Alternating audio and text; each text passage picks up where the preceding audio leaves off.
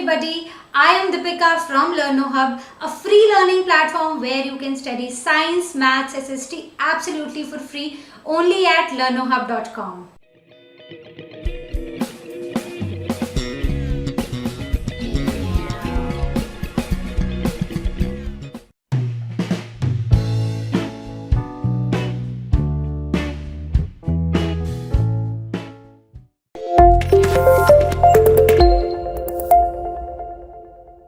तो चलिए बात करते हैं क्वेश्चन नंबर 1 की। क्वेश्चन नंबर 1 है fill in the blanks. A part है joints of the bone help in the dash of the body. तो जितने भी जॉइंट्स हैं हमारी बॉडी में वो हमें क्यों हेल्प करते हैं, ठीक है। तो जॉइंट्स कहाँ होते हैं? बेसिकली जहाँ पर दो बोन्स मिलती हैं वहाँ पर जॉइंट्स होते हैं, ठीक है। बहुत ही सिंपल है।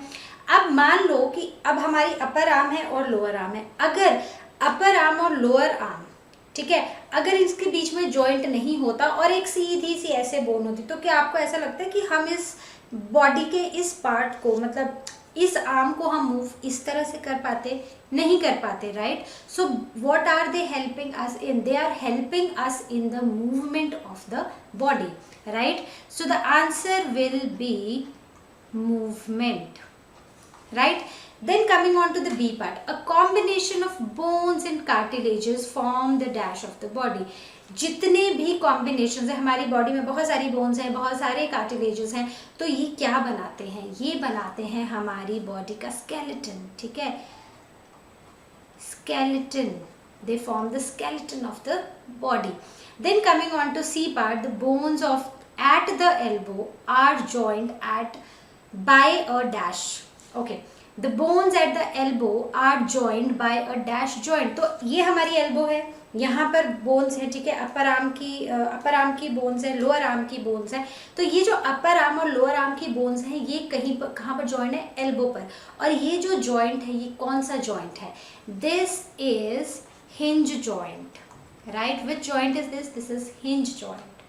Then coming on to D part, the contraction of a dash pulls the bones during the movement. तो किसकी contraction से हमारी जो bones हैं उनकी movement हो पाती है, right? तो contraction of muscles, okay? So the contraction of muscles pulls the bone during the movement, right. तो आई होप आपको ये क्वेश्चन क्लियर हुआ होगा। अब हम देखते हैं अपना नेक्स्ट क्वेश्चन। तो चलिए बात करते हैं क्वेश्चन नंबर 2 की। क्वेश्चन नंबर 2 है indicate true and false among the following statements. First statement है the movement and locomotion of all animals is exactly the same.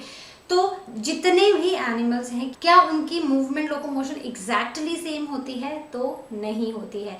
कुछ वॉक करते हैं, कुछ स्लिदर करते हैं, कुछ फ्लाई कर रहे हैं। अलग अलग एनिमल्स की मूवमेंट अलग अलग है, right. So this statement is false, okay. Coming on to second statement, the cartilages are harder than bones. No, bones are harder than cartilages, right? So again the statement is false. Then coming on to finger bones do not have joints. तो क्या आपको ऐसा लगता है? अब मैंने ये pen पकड़ा है, ठीक है, अगर मेरी फिंगर्स में जॉइंट्स नहीं होते तो क्या मेरी बोन्स जो है, मतलब मेरी फिंगर्स जो है वो इस तरह से बेंड हो पाती? नहीं हो पाती, राइट। तो यहाँ पर भी एक जॉइंट है, यहाँ पर भी है और यहाँ नीचे आकर भी एक जॉइंट है, right. So these are the joints. So the again this statement is false. Finger bones do have joints. D part, the forearm has two bones. तो forearm मतलब this is upper arm, this is lower arm, this is forearm. Does forearm has two bones? So it is true, right? So if you come on to the upper arm, ठीक है, मैं लिख रही हूँ upper and lower arm, okay? तो अगर हम upper arm की बात करें तो अपर आर्म में होती है एक bone, humerus, right.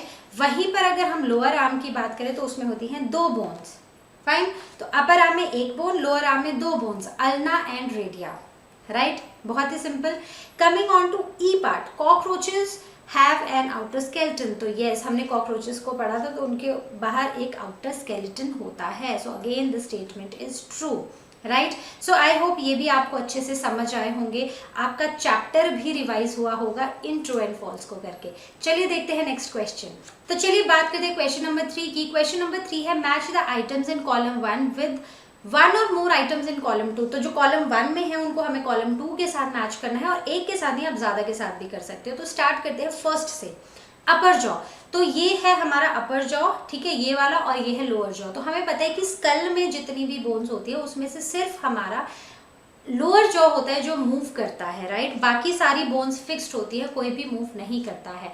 So upper jaw is an immovable joint. तो अगर मैं इसको 1 बोलूँ, 2 बोलूँ, 3, 4 एंड 5, तो this will match with this, okay।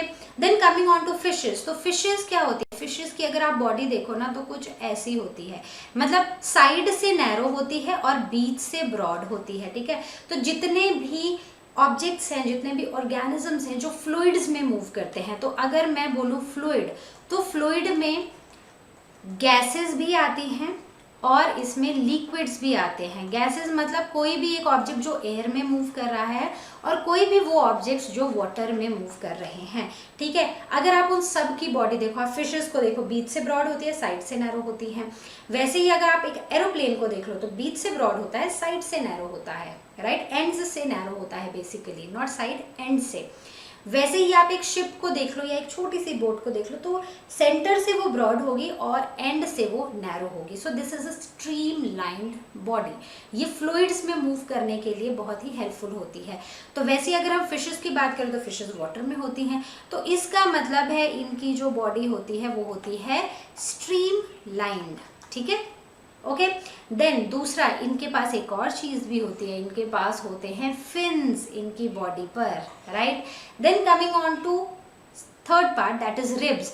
तो रिब्स की अगर हम बात करें, हमारी बॉडी में रिब्स होती है, कहाँ पर होती है, चेस्ट में होती हैं। इनका काम होता है हार्ट को प्रोटेक्ट करना, राइट, बहुत ही simple. Coming on to snail, तो जैसे हमने कॉकरोचेस पढ़े थे कि उनके पास आउटर स्केलेटन होता है, वैसे ही स्नेल्स के पास भी आउटर स्केलेटन होता है, राइट। तो दिस मैचेस हियर। इसके सिवा स्नेल्स की जो मूवमेंट होती है वो भी हमने पढ़ी है, वो बहुत ही स्लो होती है। So they have slow movement, right, okay. Then coming on to cockroaches, तो वही बात है कि भाई इसके पास भी आउटर स्केलेटन है, हमने ये लास्ट क्वेश्चन में भी पढ़ा था, है ना। और उसके साथ साथ this can fly in air, right. तो 5 मैचेस ओवर हियर टू। तो आई होप ये आपको क्लियर हुआ होगा। चलिए चलते हैं अपने नेक्स्ट क्वेश्चन पर। तो चलिए बात करते हैं क्वेश्चन नंबर 4 के ए पार्ट की। What is a ball and socket joint. तो बॉल एंड सॉकेट जॉइंट क्या होता है, तो अगर आपको याद हो तो हमने इस जॉइंट के बारे में पढ़ा था। जैसा इसका नाम है वैसा ही ये कुछ दिखाई देता है, राइट। तो जैसे कि एक बोन होती है, उसका एक बोन का एंड होता है बॉल की तरह, ठीक है, बॉल की तरह होगा, और दूसरे का एक सॉकेट होगा, मतलब एक ऐसा पोर्शन जहां पर ये बॉल वाला जो पोर्शन है वो आके फिट हो जाए, ठीक है। तो socket and ball, so this is a ball and socket joint. So it is rounded end of one bone, so this is the rounded end of one bone. It fits into the hollow space of the other bone, right। तो यही है, picture भी हमें यही बता रही है।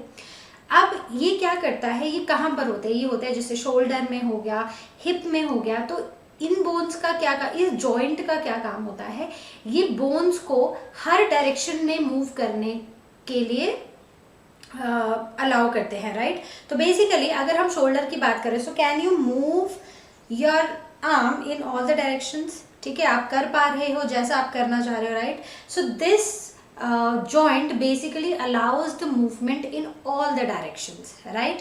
So for example hip and shoulder joint, right, so they can be moved in all the directions। सभी डायरेक्शन में आप हिप को भी मूव कर सकते हो और वैसे ही शोल्डर को भी मूव कर सकते हो, राइट। चलिए देखते हैं इसका बी पार्ट क्या है। चलिए बात करते हैं बी पार्ट की। बी पार्ट है which of the skull bones are movable.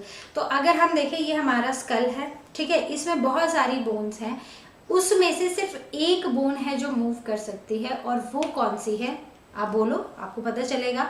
Upper jaw move कर रहा है, नहीं कर रहा है, ये वाला कोई भी बोन आपकी मूव कर पाती है। अगर आप मूव करना चाहो तो क्या मूव हो रही है, नहीं हो रही है, बस हमारा लोअर जॉ जो है सिर्फ वो मूव कर सकता है।